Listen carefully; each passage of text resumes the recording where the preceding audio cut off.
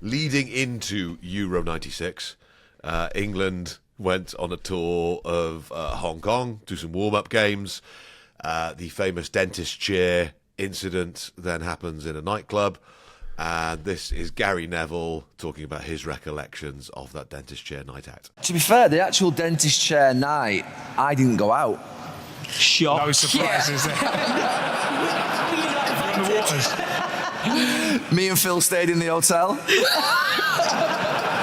They were on the lollipops. So basically, Gazza was an unbelievable force. I remember him that morning after. He was in a bit of a bad way. And then we got the plane. And to be fair, the plane got smashed up and there was a massive, massive crisis at the time. And we met up for Euro 96, which was, I think, 2 days later. And the FA wanted someone kicked out of the squad. Obviously, whoever had smashed the plane up. So the players had a meeting and Tony Adams called us all into a room. Obviously, Stuart Pearce would have been there, Alan Shearer, all the experienced players, Paul Ince, brilliant players. And Tony Adams stood up and said, if one of us goes home, we all go home. Who did smash up the plane? Oh, no, it was Gazza. The phrase trashing a plane is one thing. I'm pretty sure the story involves Dennis Wise being locked in an overhead locker as part of this trashing of a plane and unable to get out for the entire plane journey back from Hong Kong. So, Gazza... That's about a 12-hour flight. More. 12-hour flight in an overhead locker. Oh, my God, I'd be fucking furious. You'd be, I think they're struggling to get you in there. It would also Yeah, be good point. horrible. It would be an awful They also would have experience. probably pissed yourself at some point. Oh, yeah. But I think, looking at the pictures of the dentist chair night out, I think there was a lot of pissing yourself going on anyway. It looked like a fairly, full-on night out. Yeah. I think And the it's the Welsh- kind the of Welsh- thing that puts me off representing my country. The Welsh Rugby Union were right all along. Yeah. These people should not be allowed near it. I like Neville's recollections of it. I like the fact that he didn't go out. Yeah. I think that's brilliant. Me Yeah. and Phil stayed in the hotel. Great. Surprise. Yeah, not our thing. Yeah. But that was peak England sort of crossing over to being very, very popular. So I know Euro. Yeah. I know Italia 90 was the thing that sort of helped everything cross over into being a bit more middle class. Yeah, but a home tournament as well made such a big difference. Yeah. And a good team. Well, that's part of it as well, is that England, and you talk about, how close the Euros you were talking about was to 1958 for Wales. If you I always forget how close 66 was to all of these pressurised England experiences. I mean, the vast majority of the players were still alive in 96. Yeah, they'd have been born. So, Bobby Moore had died by that point, but the players all seemed, they were just like men in their 50s. Yeah. But all that team would have been born in the 60s. So it's like the 70s never seems very far away to me because I was born in the 70s. Yes. All that team would have been born in the 60s.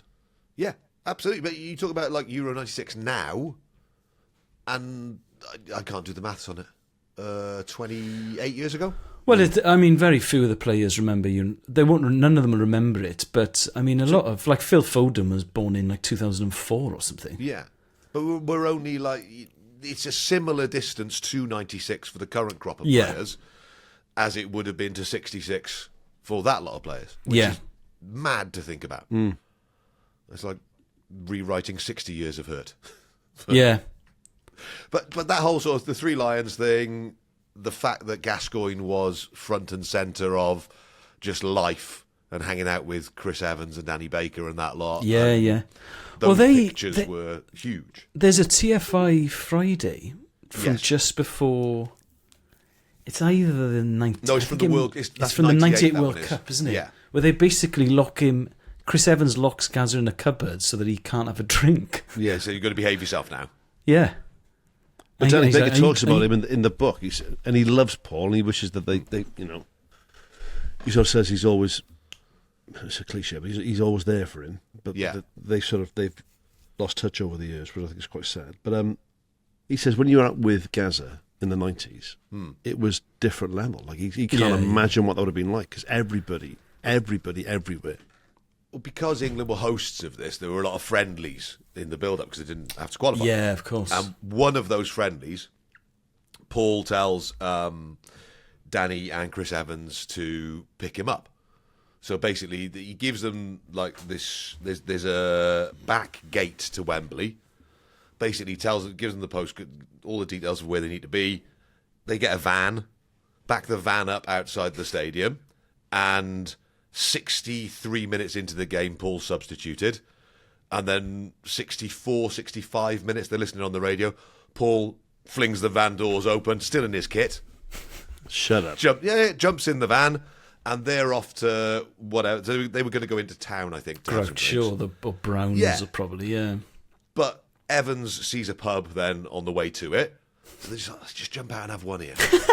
Can you imagine being in that pub as an England fan? They jump out, right? The game's still on. Gascoigne is in his full kit, sat on a bench outside having a fag. Who's that full kit wanker? That's actually Paul Gascoigne. That's Paul. How mad would that be? And he said, Baker says that there are fans kind of driving past then on their way home from the game, Amazing. honking their horn as Gazza waves at them all, having a fag in his full kit, drinking. Is that match one, mate? Yes, match one. Oh, isn't it? It's why I love that goal against Scotland. Because it's a great goal, but it's... In 1990, I think he came third in the Ballon d'Or. So Lothar Matthäus won it, deservedly so. He's the generational talent at his absolute peak. They've just won the World Cup. So, but Paul was definitely the most exciting young player, I would say, in the world at the time. So you're thinking, okay, he's come third. He'll win it at some point between now and the year 2000, you would think. And then he got that awful injury, which almost ended his career in 91 in the FA Cup final, less than a year later. Takes ages to recover. Is never quite the same. Then he gets into a fight in a nightclub, which aggravates the injury in Newcastle during his recovery. So that sets him back. He then goes to Lazio eventually, breaks his leg terribly in a training ground accident. And I think he only played like 42 games for Lazio. But he's loved over there because he learned very good Italian. That's what people often don't realise this. He's loved in Rome. And then he ends up at Rangers. And you're like, well, is he the same player? Can he be the same player? But he was such a skillful footballer. It just makes you wonder what he would have been capable of if he'd looked after himself and if he hadn't been unlucky with injuries. But then to score that goal at a time when people didn't want him in the squad, and then with the celebration, where they're reenacting the dentist chair. It's a great celebration. I think if I was an England fan, I'd be obsessed with that clip, I think. Yeah. Oh, absolutely. And like you say, I think he doesn't. I mean, his troubles are fairly well documented, and I think as a part of his recovery, they sort of advise him not to be in touch with friends from that era. I think that's part of. Is that part of the 12 steps thing generally? I think it's sort of separating yourself from moments that might happen. So I think that's why him and Baker don't hang out anymore. But yeah, people are always a little bit sniffy or critical if you kind of choose something like this, because it's kind of celebrating something that Gascoigne's troubles are then sort of hand in hand. Yeah. But it's just joy, mate. It's just, we watched that doc about him, and he's such a likeable bloke. What he went through as a kid, no kid should ever have to go through, and obviously it affected his whole life. Yes. But in that instant there, when you talk about bloody vindication, like you said, the pressure on his back on the manager's back for picking him, he was.